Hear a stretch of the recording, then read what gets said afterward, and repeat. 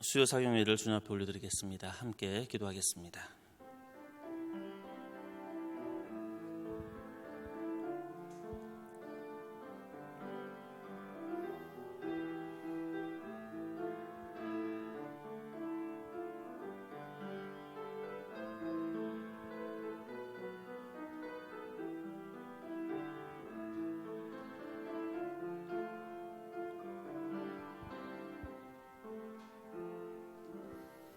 사랑의 하나님 감사합니다.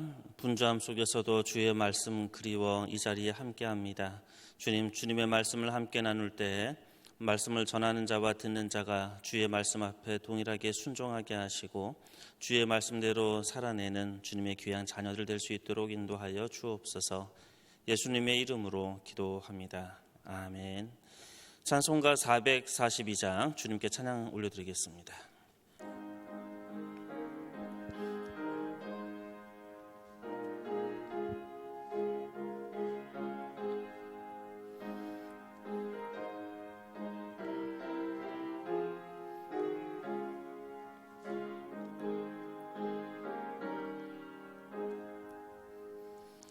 저 장미꽃 위에 이슬 아직 맺혀 있는 그때에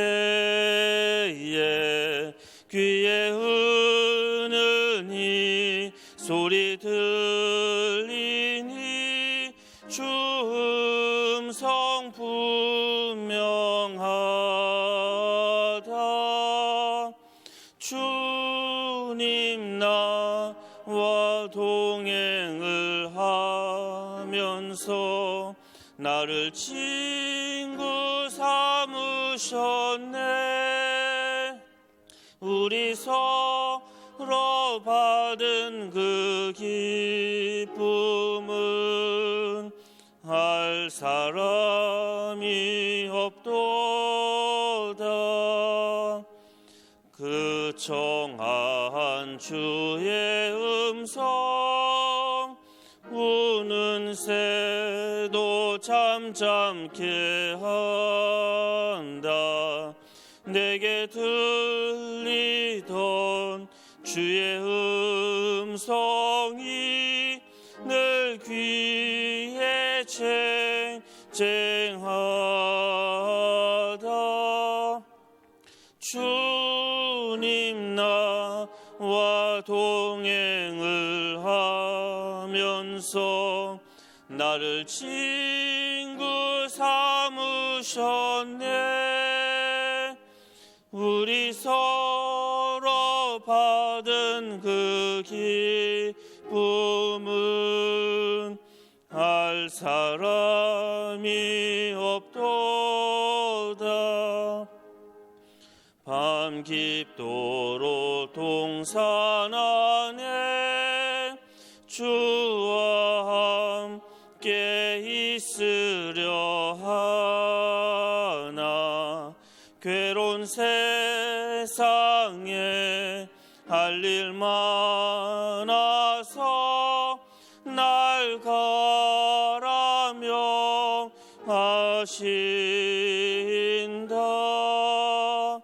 주님 나와 동행을 하면서 나를 친구 삼으셨네. 우리 서로 받은 그 기쁨은 알 사람이 없도다. 아멘.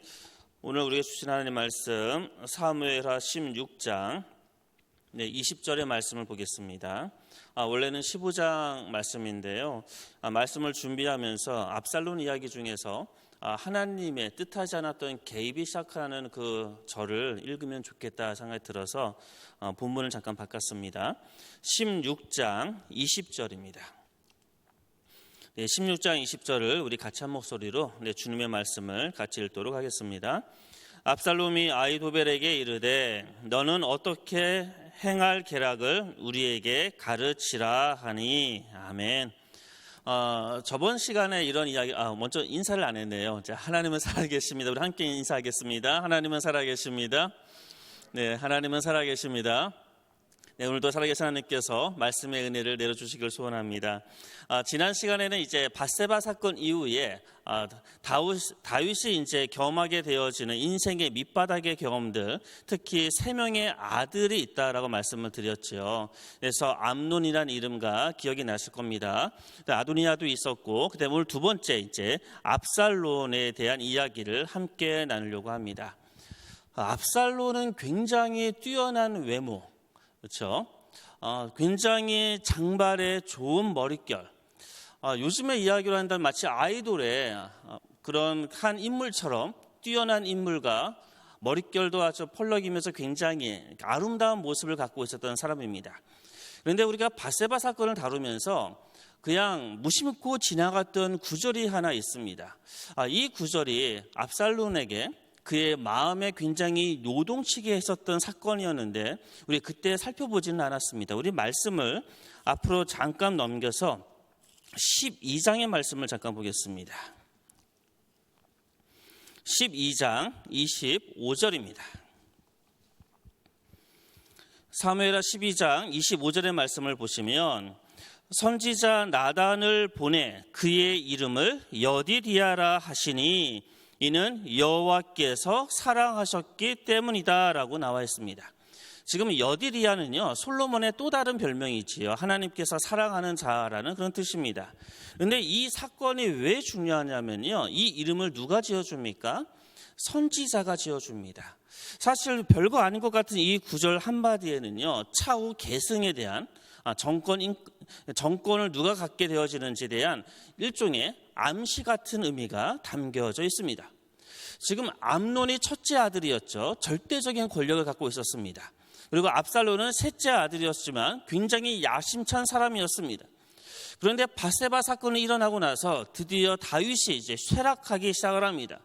그런데 전혀 예상하지 못했던 사건이 하나 일어납니다. 이상한 아빠가 바깥에서 뭐라고 그러죠? 이런 것을 이렇게 외도를 한 거죠. 외도를 해서 아이를 낳는데 그 아이가 갑자기 생뚱맞게 선지자가 이름을 지어주면서 하나님께서 사랑하는 자다, 차후의 정권을 차후의 계승자처럼 지금 대하고 있는 장면입니다.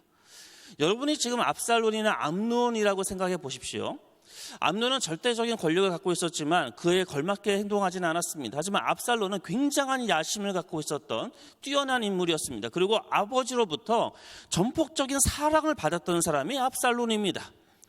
그가 지금 1년의 과정을 보니까 분명히 아버지가 실수하고 그 가운데서 아이가 나왔는데 그 아이가 자기하고 거의 20년의 차이가 나거든요. 나이로 따지면요.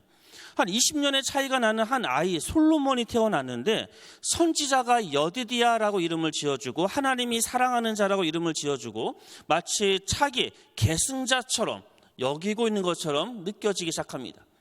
여기서부터 압살론의 그 마음이 요동치기 시작했을 것입니다. 자, 이제 압살론은 어떠한 사람입니까? 우리 함께 1페이지 프린터를 보시면 그는 다윗과 마아가 사이에 태어난 셋째 아들이다라고 되어 있습니다. 이 마아가가 누구지요? 그술왕 달메의 딸입니다. 자, 이 명칭을 좀 기억하십시오. 나중에 또 나옵니다. 그술왕 달메의 딸, 이거 기억하시고요. 또 어디 출신입니까? 헤브론 출신입니다. 자, 이 헤브론이라는 이 단어도 좀 기억하십시오. 압살론에 이제 나중에 이 내용이 나올 겁니다. 또 그의 외모에 대한 평가는 이렇습니다. 두 번째를 보시면 온 이스라엘 가운데에서 압살론같이 아름다움으로 크게 칭찬받는 자가 없다고 합니다.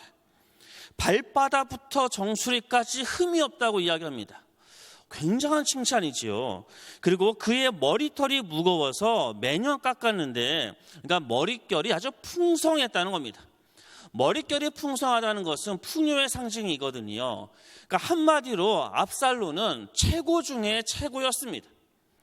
자, 그리고 나서 자녀를 두는데 3남 1녀의 자녀를 둔 아버지였습니다. 그런데 좀 특이한 것은 그의 딸의 이름이 자신의 누이였던 다말과 동일한 이름입니다. 그래서 헷갈려 하시면 안 됩니다. 자, 그런데 이제 1년의 사건이 일어나게 되지요. 첫째 형 암논에 의해서 자신의 친누이, 암논은 이복형입니다. 친형이 아니고요. 이복형인데 암논에 의해서 자신의 친누이, 딸이 아니라 친누이 다말이 이제 겁탈을 당하게 되어지지요.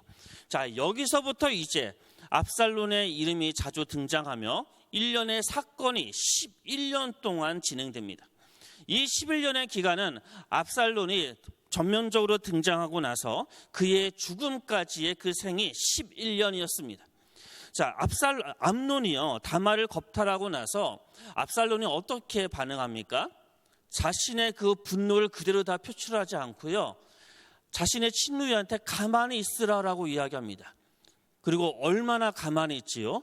2년을 기다립니다. 참 대단하지 않습니까? 야심가였던 압살론, 그는 굉장한 절제력도 갖고 있었던 것 같습니다. 그리고 2년이 지나고 나서 어떤 일을 하지요? 드디어 암논을 살해하지요.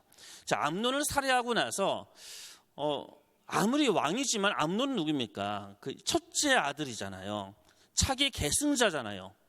압살론이 가만히 있다면 그가 당할 그 위협은 우리가 상상하기 충분합니다. 그래서 도망을 갑니다. 자, 그 도망가는 데가 어디로 도망갑니까? 지금 보시면 외조부 그스룰 왕 달메에게, 우리 아까 처음에 압살론에 대해서 소개할 때 어머니의 고향으로 도망을 가게 됩니다. 그래서 그곳에서 약 3년 동안 이제 피난 생활을 하게 되지요. 그렇게 3년이 지난 다음에 시간이 좀 지나다 보니까 이제 다윗의 마음이 이제 좀 변한 것 같아요. 첫째 아들도 잃어버렸는데 그래도 셋째 아들 비록 죄를 지었지만 3년 동안 보지 못하니까 그를 보고 싶은 마음이, 그 부정이 조금씩 일어난 것 같습니다. 자, 이것을 바라보았던 요압이 이제 중재를 해서 둘이 이제 화해하게 만드는데요. 예루살렘으로 다시 귀향하는 것을 허락합니다. 자, 그런데 귀향을 하면 상식적으로 다윗은 압살론을 만나겠지요. 그런데 만나질 않아요. 얼마 동안 만나지 않을까요? 네, 2년 동안 그 얼굴을 보지 않습니다. 그래서 지금 3년 동안 귀향살이를 하고 그 다음에 예루살렘에 들어와서 2년 동안 다윗은 압살론이 마음에 있음에도 불구하고 그를 2년 동안 보지 않습니다. 그리고 나서 어떤 일이 일어납니까? 다시 화해하게 되어지지요. 요압에 의해서 다시 둘이 만나는 장면이 등장하게 됩니다. 자, 이렇게 화해하고 나서 그러면 이제 다 잘 될 것 같잖아요. 차기 최고의 권력은 압살론이 줄 것 같잖아요. 그런데 그의 마음속에 조금씩 꿈틀거리고 있는 그런 것들이 생깁니다. 왜요? 아까 솔로몬의 이름이 여디디아였잖아요. 그의 마음속에 내가 지금 이 정권을 계승하지 못하는 그런 사람이 될 수 있겠다라는 그 의심과 또 여러 가지 생각들, 또 첫째 아들 암논을 죽였던 것들 때문에 내가 차기 정권을 취하지 못할 것이다라는 그런 생각을 했던 것 같습니다. 그래서 자그마치 4년 동안 조금씩 반역을 준비합니다. 자, 이 4년 동안 그는 어떻게 반역을 준비했을까? 이 페이지를 넘기시면요, 사실 압살론이요, 여디디아라는 그 이름 때문에 받았던 그 충격도 있었겠지만 3년 동안 떨어져 있었는데 예루살렘에 왔지만 2년 동안 다윗의 얼굴을 한 번도 보지 못했잖아요. 그래서 이 2년의 기간이 아마도 더 그 깊은 골을 만들어낸 것 같습니다. 여러분, 그냥 보지 않으면 문제가 되지 않는데, 그렇죠? 옆에 있으면서 더 문제가 되는 경우가 있잖아요. 그런 경우인 것 같습니다. 자, 이제요, 반역을 준비하는데 처음에는 군사적인 준비를 해요. 자, 15장 1절의 본문의 말씀을 보면, 말씀은 다 프린터에 써져 있습니다. 15장 1절을 보면 군사적 준비에서 뭘 준비하죠? 자기를 위하여 병거와 말을 준비해요. 자, 그 다음에 두 번째 뭘 준비합니까? 호위병 50명을 준비하는데 다윗의 호위병이 몇 명인지 아세요? 30명이에요. 솔로몬의 호위병은 몇 명일까요? 나중에 이제 왕이 되어서요, 60명이에요. 그러니까 지금 압살론이 호위병 50명을 준비한 것은 다윗보다 더 많은 지금 호위병을 둔 겁니다. 그러니까 이 군사적인 준비가 대충 준비한 것이 아니라 철저하고 강력하게 군사적인 준비를 찬찬히 지금 해 나가고 있었던 겁니다. 자, 그러고 나서 두 번째 뭐가 필요할까요? 군사력을 쥐고 나서 민심이 필요하겠죠. 그래서 민심을 이용해야 되잖아요. 그래서 이 민심을 얻기 위해서 그가 했던 일이 있습니다. 자, 프린터를 다시 보시면, 자, 압살론이 일찍 일어나 성문길 곁에 서 있다라고 되어져 있습니다. 아주 늦은 시간도 아니고 굉장히 부지런했던 것 같습니다. 아침 일찍 일어나서 성문 곁은요, 항상 재판이 열리는 장소이고 공적인 장소입니다.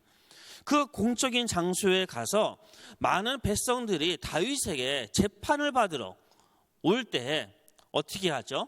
압살론이 그 사이에 끼어서 그 사람을 붙들고 그 사람에게 내가 이 나라의 재판관이 될 것이다, 그렇게 이야기합니다. 그리고 입맞춤입니다. 입맞춤은 친밀감의 표현이지요. 그러고 나서 이런 이야기를 하는 거예요. 내게 오는 자에게 내가 정의를 베풀겠다. 지금 본문에 다 있는 겁니다. 프린터예요. 내가 나에게 오면 내가 정의를 베풀겠다. 일종의 은혜를 내리겠다는 겁니다. 이렇게 해서 어떤 일을 합니까? 사람들의 마음을 압살롬이 훔쳤다라고 본문에 기록되어져 있습니다. 그런데 이 표현이 참 재밌어요. 그냥 사람의 마음을 얻었다 하면 되는데 굳이 이 단어 10계명, 9계명에 있는 이웃을 탐내다 할 때 그 탐내다는 그 단어와 동일한 단어거든요. 그래서 굉장히 부정적인 뉘앙스로 성경은 우리에게 이야기하고 있습니다. 그래서 정당하지 않게 민심을 이용해서 바로 그들의 마음을 훔쳤다는 겁니다. 우리는 이런 경우를 많이 보지요. 그 많은 정권들이 했던 것 중에 민심을 이용하는 가장 대표적인 게 뭡니까? 네, 시장 투어하는 거. 뉴스 보면 그런 거 많이 나오죠. 막 시장 투어하고 뭐 재난 지역에 물론 가는 건 뭐 나쁘다 할 수는 없지만 그게 정치적인 목적을 갖고 이용하는 경우를 우리는 많이 봐왔습니다. 역사 속에서도요. 지금 그런 경우입니다. 압살론이 정치적인 이유를 갖고 민심을 지금 이용하고 그들의 마음을 아주 지금 부정직하게 훔치고 있는 장면이 바로 이 장면입니다. 자, 이제 군사력과 민심을 얻었습니다. 자, 가장 강력한 힘은 뭘까요? 네, 종교죠, 종교. 그래서 이제 종교를 이용하게 되지요. 자, 4년이 지나고 나서 압살론이 다윗에게 이야기하지요. 내가 여호와께 서원한 것이 있습니다. 내가 나의 외조부 달메에 가서 3년 동안 있을 때 다시 예루살렘으로 들어가게 되어지면 하나님께 예배를 드리겠다라고 서원한 것이 있습니다. 그러니 내가 헤브론에 가서 예배를 좀 드리겠습니다라고 지금 청원하고 있는 겁니다.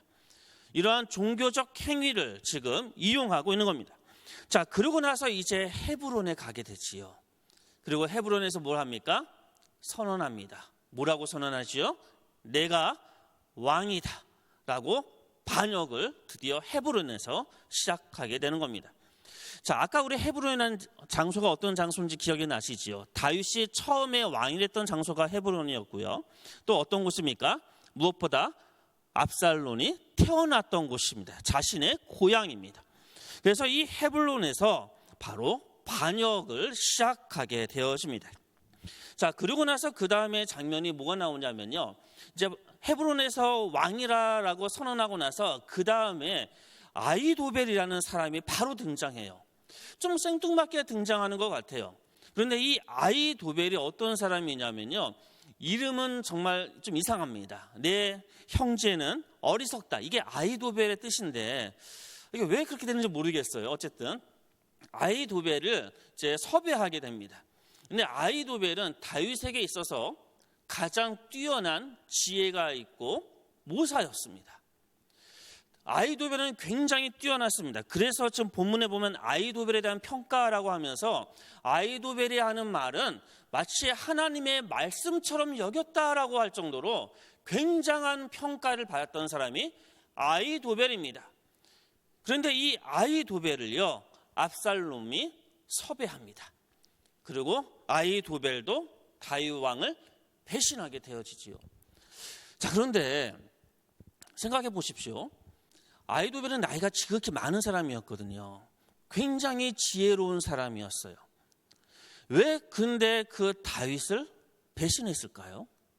압살롬이 아무리 뛰어난다고 해도 암논을 죽이고 그 과정 속에서 다윗에게 눈밖에 났던 사람인데 왜 아히도벨이 뭐가 아쉬워서 압살롬하고 이 반역에 참여했을까요? 우리가 한 가지 알 수 있는 것은요, 이 아히도벨이요, 그 엘리암의 아버지예요. 엘리암의 아버지 그러면 모르겠죠. 엘리암이 누구냐 하면 밧세바의 아버지예요. 다시 말하면 밧세바의 할아버지입니다. 아히도벨이요. 그러니까 저는 이렇게 신학적인 상상력을 가져봅니다. 자신의 손주 며느리 밧세바잖아요. 그런데 밧세바의 남편을 죽인 거예요. 그리고 밧세바를 강제로 취합니다.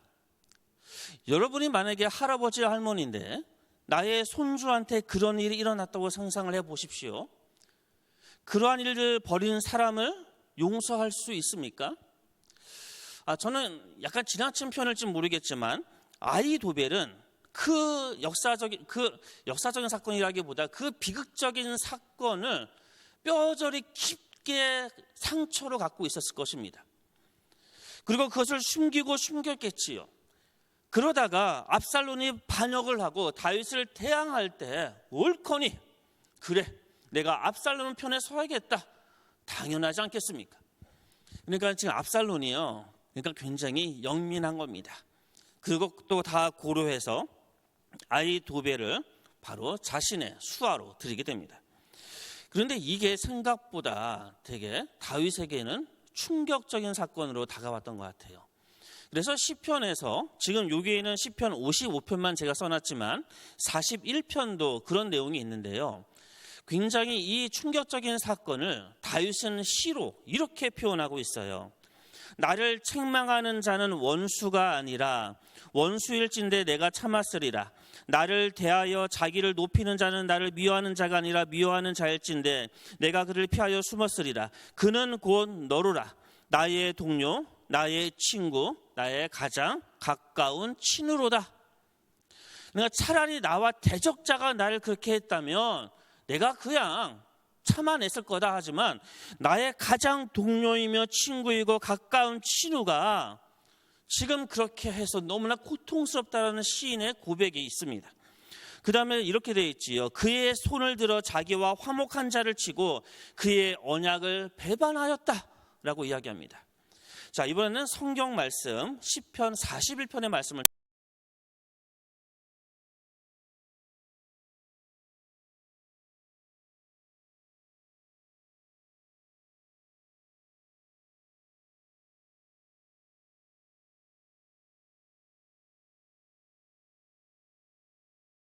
있고요. 그 배경은 아히도벨의 배신이 또 이러한 사람들의 배신이 그 배경이 되었을 것이다 라고 우리에게 알려져 있는 시입니다. 41절 9절을 보시면 내가 신뢰하여 내 떡을 나눠 먹던 나의 가까운 친구도 나를 대적하여 그의 발꿈치를 틀었나.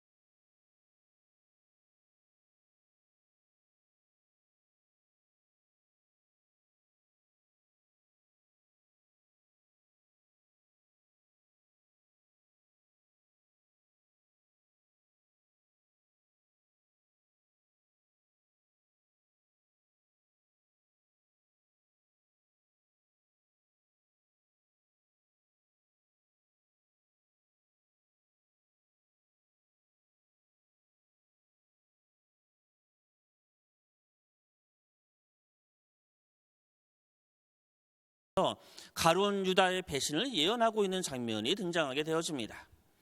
발꿈치를 상대방을 하려고 발꿈치를 틀었다. 그러니까 발꿈치를 들었다는 것은요, 가득 찬 저기를 표현하는 겁니다. 즉 예수님이 가룟 유다를 이야기하는 것처럼 이 다윗은 이 아히도벨의 이 배신은 너무나 충격적이고 너무나 고통스러웠던 것 같습니다. 그런데 우리가 이 반역의 그 중간에 이 페이지 제일 마지막에 제가 이렇게 정리를 해놨습니다. 반역하는 일이 커가매 압살론에게 돌아오는 백성이 많아지니라. 이제 반역이 성공한 것 같아요. 압살론이 예루살렘에 들어가서 이게 성공한 듯한 이 느낌을 갖게 되어집니다. 그러면서 이제 성경은요, 그의 시선을 잠깐 또 돌립니다. 그러면서 다윗이 피난을 하면서 만났던 사람들에 대한 이야기를 갑자기 또 꺼내놓기 시작을 하고 있어요. 자, 3페이지를 보시면 그 다윗이 피신하면서 만났던 두 종류의 사람이 나오게 됩니다. 다윗을 동조했던 사람과 다윗을 반대했던 사람입니다. 동조했던 사람이 누구 나오지요? 이때 아비아달과 사도, 후세, 시바, 그 다음에 반대자는 시므이입니다.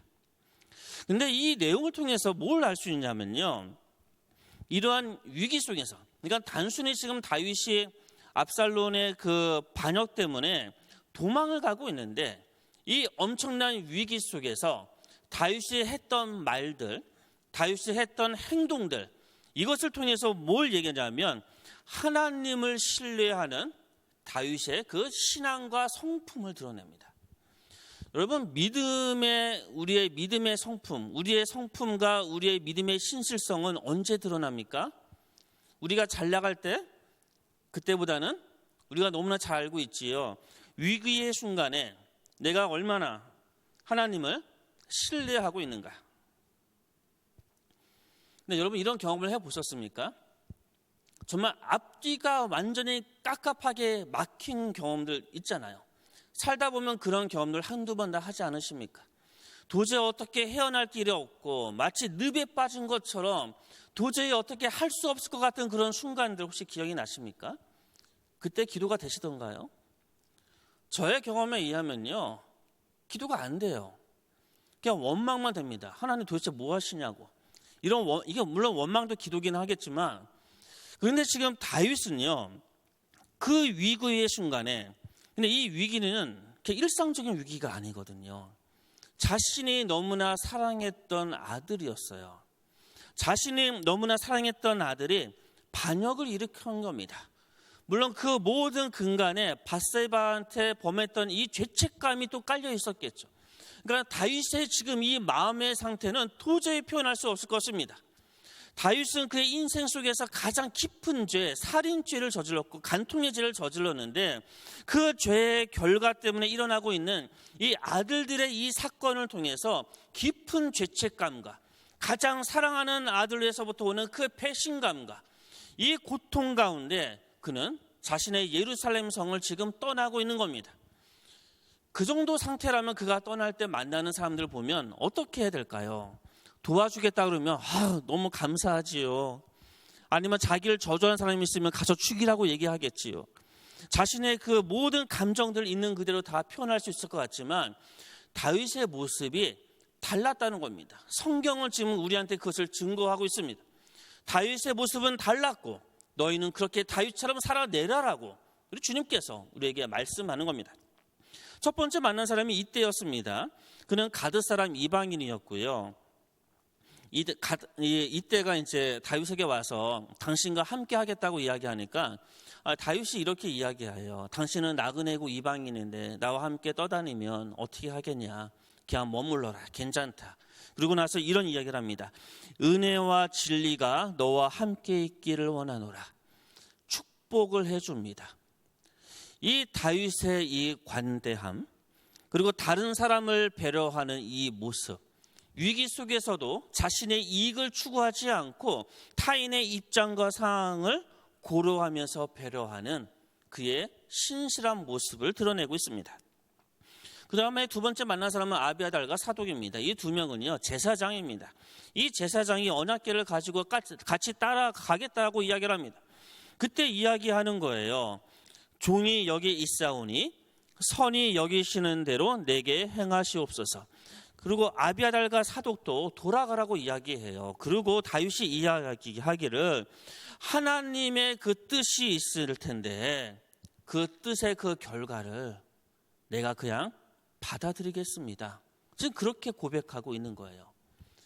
그러니까 지금 삶의 위기 속에서 다윗은요, 그 유익을 비겁하게 회피하려고 하지 않고요, 하나님의 뜻이면 그 잔을 내가 받겠습니다고 얘기했던 예수님의 모습처럼 지금 그것을 그냥 내가 받아들이겠다라고 이야기하는 겁니다. 자, 그 다음의 모습은 이제 후세하고의 모습인데요. 후세는 나중에 이제 아히도벨하고의 그 계략을 무력화시키는 아주 좋은 역할을 하게 되어집니다. 그래서 위기 속에서도 빛나고 있는 현실적인 감각과 그 지략을 보여주는 그 대표적인 사람이 됩니다. 그 다음에 시바를 만나게 됩니다. 시바는요, 무비보셋, 그 다리를 못 쓰는 요나단의 아들, 시바를 그 모시는 종인데, 그가 이제 거짓말을 하지요. 그래서 그 거짓말을 믿고 무비보셋에게 주었던 모든 땅을 내가 다 너에게 주겠다라고 다윗이 사실 그의 인간적인 한계를 보여주는 장면이 또 등장합니다. 자, 그 다음에 중요한 게 시므이입니다. 시므이는요, 사울의 친족이에요. 얼마나 가슴 후련했을까요? 자신의 친족을 본인이 다윗이 죽이진 않았지만 어쨌든 사울의 그 세력을 추출하고 왕권을 잡았던 다윗이 그것도 자신이 가장 사랑하는 아들한테 쫓겨나는 장면을 보면서 시므이는 참 쌤통이다 이러면서 막 저주를 부었던 것 같습니다. 그래서 그 저주의 말이 피를 흘리는 자여 또는 사악한 자여라고 이야기합니다. 근데 이 사악한 자라는 이 단어가 굉장히 강력한 단어예요. 이게 벨리알의 아들, 자녀란 뜻이거든요. 엘리의 자녀들에게 썼던 표현이거든요. 그래서 아주의 저주의 말을 하게 되어집니다. 그런데 그 저주에 대해서 다윗은 어떻게 반응할까요? 3페이지 박스 제일 밑에 있는 것을 제가 읽어드리겠습니다. 그가 저주하는 것은 여호와께서 그에게 다윗을 저주하라 하심이니 여호와께서 그에게 명령하신 것이니 그가 저주하게 버려두라. 혹시 여호와께서 나의 원통함을 감찰하시리니 오늘 그 저주 때문에 여호와께서 선으로 내게 갚아주시리라 하고랍니다. 이것을 통해서 다윗은 자신의 그 경건성과 현실적인 감각의 탁월함을 보여주고요. 무엇보다 역사를 주관하시는 하나님의 주권을 인정하는 자가 되어집니다. 사실 다윗은 과거의 광야에서 왕의 훈련을 받았던 사람입니다. 하지만 그가 왕이 되어지고 나서 그는 굉장히 타락한 모습을 우리에게 보여줬습니다. 그리고 다시 그는 하나님께서 그를 광야로 내쫓으십니다. 그리고 그 광야길에서 만났던 많은 사람들을 통해서 다윗은 다시 어떻게 됩니까? 더욱더 성장하게 되어집니다. 저는 이 말씀을 이렇게 쭉 보면서 우리가 위기 속에서 많은 사람들을 만나게 되지요.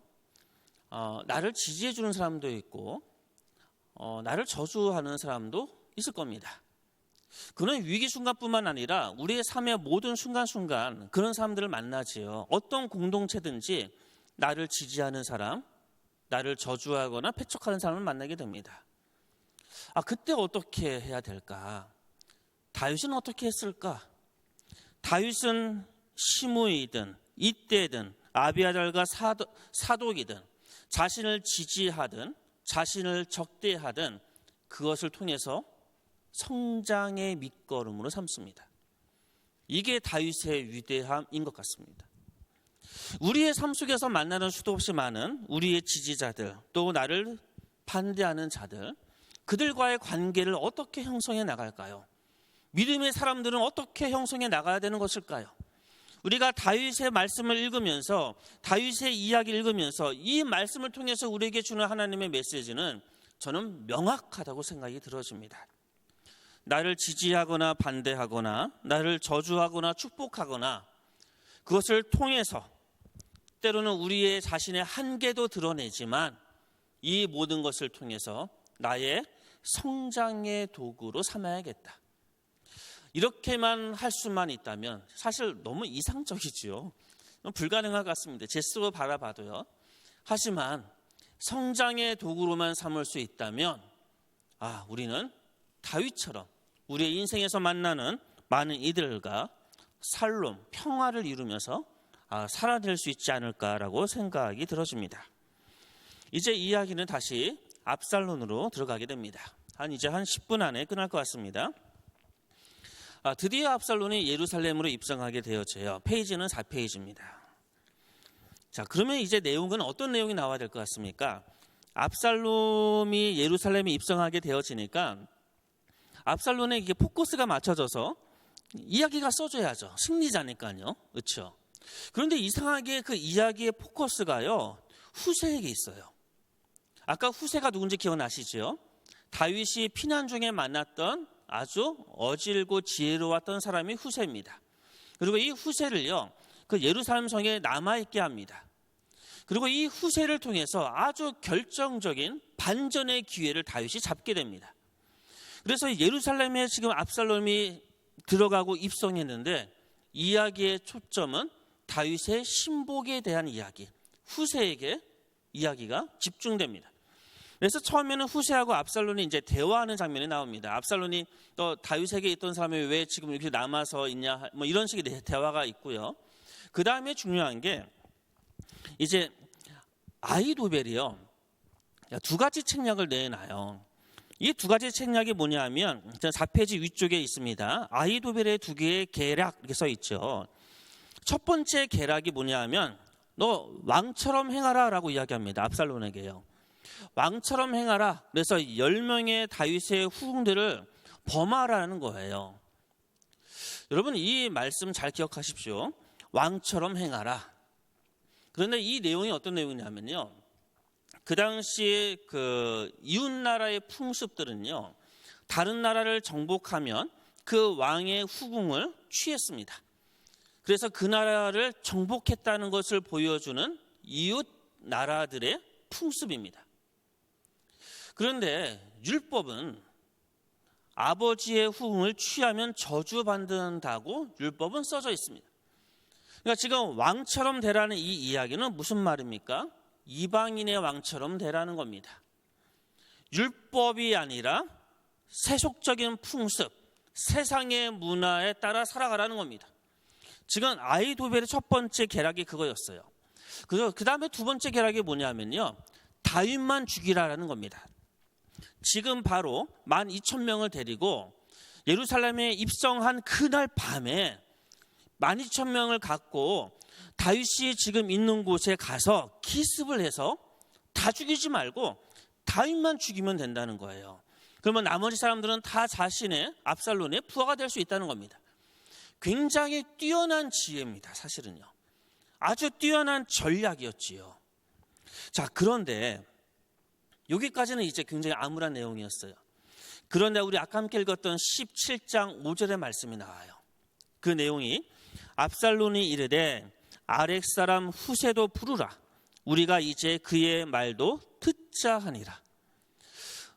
여기서부터 하나님의 개입, 예상하지 못했던 하나님의 개입이 시작됩니다.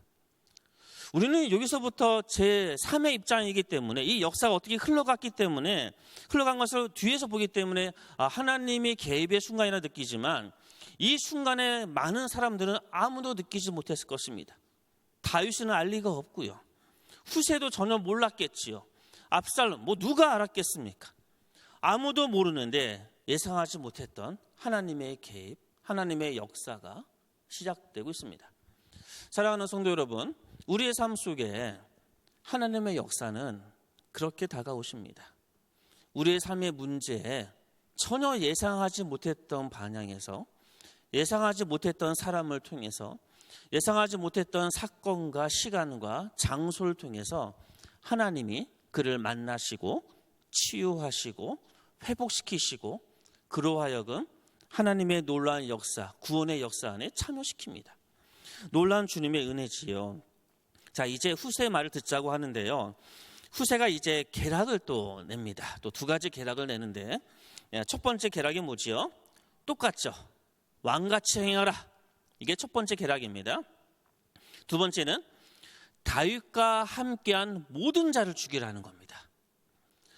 똑같은 말인 것 같은데 그 내용은 전혀 다릅니다. 아히도벨은 왕처럼 행하라라고 이야기한 거와 지금 후세가 이야기한 거는 전혀 다른 내용이 되지요. 왕같이 행하라는 이 이야기의 내면에는 이겁니다. 그 내용이 이거예요. 시간을 충분히 두고 저 브엘사바에서부터 단까지 많은 사람들을 다 모아서 압살롬 당신이 직접 그 군대를 데리고 다윗을 쳐서 죽이고 거기에 속했던 모든 반역의 세력을 다 죽이고 마치 개성장군처럼 예루살렘에 다시 위풍당당하게 들어와라.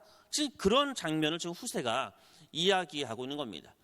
하지만 그 이면에는 뭡니까? 다윗이 요단강을 건너서 군대를 정비하고 반격을 준비하고 그로 하여금 시간을 벌어주는 그런 역할을 했던 것이 바로 이 순간이었습니다. 그런데 이 모든 것에 대해서 성경은 이렇게 결론을 내립니다. 4페이지 중앙에 있습니다. 이는 여호와께서 압살롬에게 화를 내리려 하사 아히도벨의 좋은 계략을 물리치라고 명령하셨음이더라. 바로 압살롬을 심판하려고 하는 하나님의 개입이 있었다라고 명시적으로 성경에서 우리에게 증언하고 있습니다. 자, 그래서 이제 어떤 일이 일어납니까? 우리가 잘 알고 있는 것처럼 이제 후세의 전략을 택하게 되어지지요. 그리고 이제 아히도벨이 어떻게 하지요? 아히도벨이 그 분노감 때문에 목을 맵니다. 스스로요. 그래서 이 아히도벨은 가룟 유다하고 비슷하다라고 성서학자들은 많이 이야기합니다. 아까 시편 41편을 얘기하면서도 거기 가룟 유다의 모습이 있다는 이야기를 지나가는 말처럼 했지만 바로 지금 그 이후에 아히도벨은 스스로 목을 매며 비참한 말로를 이제 갖게 되어지지요. 이제 본격적인 전쟁이 시작되어지고 드디어 압살롬이 이제 죽게 되어집니다. 그런데 그 죽는 장면이 우리가 잘 알고 있는 것처럼 그의 가장 큰 자랑이었던 그 머리카락이 상수리 나무에 매달리게 되어지고 본문에 의하면 그가 공중과 그 땅 사이에 있다 하지만 이게 원문에 의하면 하늘과 땅 사이에 매달려 있다라는 저주에 대한 표현입니다. 그래서 신명기에 이런 표현이 있죠. 우리가 잘 알고 있는 것처럼 나무에 달린 자는 하나님께 저주를 받았다라고 하지 않습니까? 압살롬은 하나님의 저주를 받게 됩니다. 그래서 나무에 매달려서 이제 죽게 되어지는 겁니다. 근데 머릿결이 매달려 있는데 바로 죽진 않잖아요. 그래서 요압이 어떻게 하지요? 4페이지 제일 밑에 보면 작은 창 3개를 갖고 압살롬의 심장을 찌르고 10명의 청년이 주변에 둘러서서 그를 쳐 죽였다라고 이야기합니다. 그런데 제가 그 본문을 보다가 좀 재밌는 본문을 하나 봤어요. 이제 5페이지를 보시면 됩니다. 탈무드에 압살롬의 죽음에 대해서 이제 이렇게 써 있더라고요. 압살롬은 머리를 자랑으로 생각했으므로 머리가 나무에 걸리게 되었다. 그의 아버지의 첩 10명과 동침한 것 때문에 10개의 창에 찔렸다. 그는 불법적인 새 마음, 그러니까 다윗과 그다음에 관료, 그러니까 신하들이죠. 다윗과 관료와 이스라엘 백성을 훔쳤기 때문에 그의 가슴에 3개의 화살이 박혔다라고 탈무드에는 그것을 해석하고 있습니다. 탈무드는 성경을 해석하는 쪽의 내용 중에 하나거든요. 자, 이 죽음 앞에 이제 다윗은 이제 통곡합니다. 내 아들 압살롬아. 그의 통곡은요, 진짜 상상을 초월할 겁니다. 그런데 이 통곡 때문에 모든 백성이 다 슬픔에 젖게 되고요. 그리고 승리를 거두었던 많은 신하들이 성에 들어올 때 마치 개성장군처럼 이렇게 환호하며 들어와야 되는데 본문에 의하면 가만히 들어왔다라고 되어 있습니다. 자, 그 장면을 바라보았던 이제 제 두 번째 서열 요압, 그는 어떻게 반응했을까요? 그는 이야기합니다. 모든 부하들의 얼굴을 부끄럽게 하십니까? 지휘관들과 부하들을 지금 멸시하십니까? 왕의 부하들의 마음을 위로하십시오. 만약에 당신이 나가지 않는다면 당신 곁을 다 떠나겠습니다. 요압의 이야기입니다. 어떻게 보면 참으로 맞는 말이면서도 한편으로 참 잔인한 말이기도 하지요. 어떻게 보면 가장 사랑했던 아들을 잃고 나서 고통 가운데 있는 다윗에게 당신 왜 우리를 부끄럽게 하냐? 우리가 전쟁에서 승리를 거뒀는데 왜 우리가 가만히 조용히 성에 들어오게 만드냐? 당신 그렇게 울고만 있으면 당신 곁을 떠날 것이다. 그렇게 이야기하는 장면입니다. 자, 오늘의 본문의 내용은 이런 내용입니다. 뒤에 이제 6페이지는요. 시편을 하나 써놨고요. 나중에 집에 가셔서 한번 보시면 될 것 같습니다. 오늘의 본문의 핵심은 이겁니다. 고통은요, 우리를 기도로 이끌 수 있습니다. 이게 굉장히 힘든 겁니다. 그래서 비록 제가 설교자로서 앞에서 그렇게 하십시오라고 권면은 하지만 이게 얼마나 힘든지 알기 때문에, 그럼에도 불구하고 하나님의 말씀은 우리한테 그것을 요구하기 때문에 어쩔 수 없이 이야기합니다. 고통이 다가온다면 그것은 바로 우리로 하여금 우리의 기도를 회복시키는 자극제가 될 수가 있습니다. 고통의 깊이가 깊을수록 우리의 기도는 더욱더 깊어질 수가 있습니다. 물론 그 고통의 깊이가 얼마나 고통스러운지 가늠이 안 됩니다. 그리고 제3자 입장에서 이렇게 함부로 이야기한다는 것 참 죄송스럽습니다. 그럼에도 불구하고 우리의 생명, 우리를 창조하시고 우리의 생명을 주관하시고 우리의 모든 삶의 주권자이시는 우리 하나님께서는 우리 삶 속에 나타나는 그 고통이 있을 때 그 결과 그냥 받아들이고 그 고통 속에 기도하라라고 요청하고 말씀하고 계십니다. 오늘 이 말씀을 통해서 우리의 삶의 고통이 다윗의 고통만큼은 아니지 않습니까? 아무리 힘들어도 다윗만큼의 고통은 아니잖아요. 그렇죠? 가장 사랑하는 자녀가 아주 건강하게 자라왔고 아름다웠던 자녀가 자신을 배반하고 그리고 끝내 죽게 됩니다. 이 고통, 도저히 비교할 수 있는 고통이 있을까요? 물론 최근에 우리나라 안에 이태원에서도 사고가 일어나고 이렇게 세월호 사건도 있었고 자녀를 잃었던 많은 사건들이 있었지요. 그래도 이 고통보다는 작지 않을까라고 감히, 물론 고통은 상대적이긴 하지만 얘기해 봅니다. 그 가운데서 우리 주님께서 우리에게 요청하시는 이 놀라운 담대한 말씀이 오늘 저와 여러분이 함께 받아들이기를 소원합니다. 고통 속에 하나님께 기도하고 고통 속에 우리의 신앙의 깊이를 더욱더 깊이 하고 그리고 무엇보다 하나님이 누구시고 내 자신이 누구인지 깨닫고 오늘 하루도 온전히 기도로 넉넉히 이 세상을, 나의 고통을 승리하는 주님의 귀한 자녀 되기를 주님의 이름으로 축복합니다. 함께 기도하겠습니다. 사랑의 하나님, 도저히 이해할 수 없는 고통들, 도저히 설명할 수 없는 그 고통의 깊이들이 있습니다. 그럼에도 불구하고 우리 주님께서 오늘 본문의 말씀을 통하여 너 고통스러우냐? 그러면 기도해라. 너 마음이 아프냐? 그러면 나에게 다가와라. 삶의 어려움 속에서도 우리를 초청하시고 우리를 부르시는 하나님의 음성을 듣게 됩니다. 이 음성에 주님, 말씀을 전하는 자와 말씀을 듣는 자가 아멘으로 순종하고 나아갈 수 있도록 우리의 마음을 붙들어 주시고 우리를 도와주시는 보혜사 성령님께서 우리와 함께 동행하셔서 우리로 하여금 기도하게 하고 우리의 신앙을 깊이 있게 만들고 주님께서 걸어가셨던 그 길 승리하며 걸어갈 수 있도록 인도하여 주옵소서. 예수님의 이름으로 기도합니다. 아멘. 우리 이 시간 한 가지 기도 제목을 갖고 함께 기도하겠습니다. 대림절 기간을 우리가 보내고 있습니다. 주님의 오심을 기대하며 보내고 있는 이 대림절의 기간이 막연히 그냥 기다리는 것이 아니라 주님께서 내 마음에 오셔서 주님의 인격과 주님의 성품이 나의 인격과 나의 성품이 되게 해달라고, 우리의 삶 속에 고통과 아픔이 있을 때는 온전히 주님께 기도하는 주님의 자녀, 그래서 넉넉히 이 세상을 이기는 주님의 백성 되게 해달라고 우리 이 시간 함께 기도하도록 하겠습니다. 함께 기도합니다. 사랑의 하나님, 감사합니다. 주님, 우리의 인생 속에서 만나는 수도 없이 많은 고통들, 아픔들이 있습니다. 주님, 그 고통 가운데 아픔 속에서 주님께서는 우리에게 말씀하십니다. 너 나에게 기도해라. 너 나에게 가까이 와라. 내가 너를 도와주겠다. 주님의 이 말씀 앞에 순종하며 나갈 수 있도록 인도하여 주옵소서.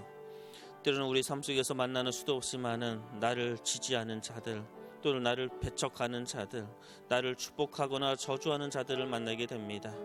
주님, 하나님의 형상대로 지음받은 모든 사람들을 사랑할 수 있는 마음 허락하셔서 모든 사람을 통하여 나의 성장의 도구가 되어줄 수 있도록 인도하여 주옵소서. 고통의 깊이가 깊을수록 우리의 기도의 깊이가 깊어지게 하시고, 우리의 마음에 번민과 아픔이 가득할수록 주님을 생각하며 주님께 기도드리는 우리의 기도의 삶이 더욱더 가득하고 풍성해질 수 있도록 주여 인도하여 주옵소서. 이 대림절의 이 순간 온전히 주님을 더욱더 깊게 생각하는 시간 되게 하시고, 주님의 인격과 주님의 걸어가셨던 그 길을 또한 더욱더 생각하며 주님의 그 길대로 걸어갈 수 있는 믿음과 결단이 있는 시간이 될 수 있도록 인도하여 주옵소서. 그래서 주님께서 주셨던 놀라운 혼인잔치의 기쁨을 누리는 주님의 자녀를 될 수 있도록 인도하여 주옵소서. 감사합니다. 이제는 우리 주 예수 그리스도의 은혜와 하나님의 그 깊으신 사랑하심과 성령님의 늘 함께 하시고 지켜주시고 인도하시는 그 놀라운 능력이 주님의 사랑하는 모든 주님의 사랑하는 백성들 그 머리 위에 이제부터 영원히 함께 하기를 축원하옵나이다. 아멘.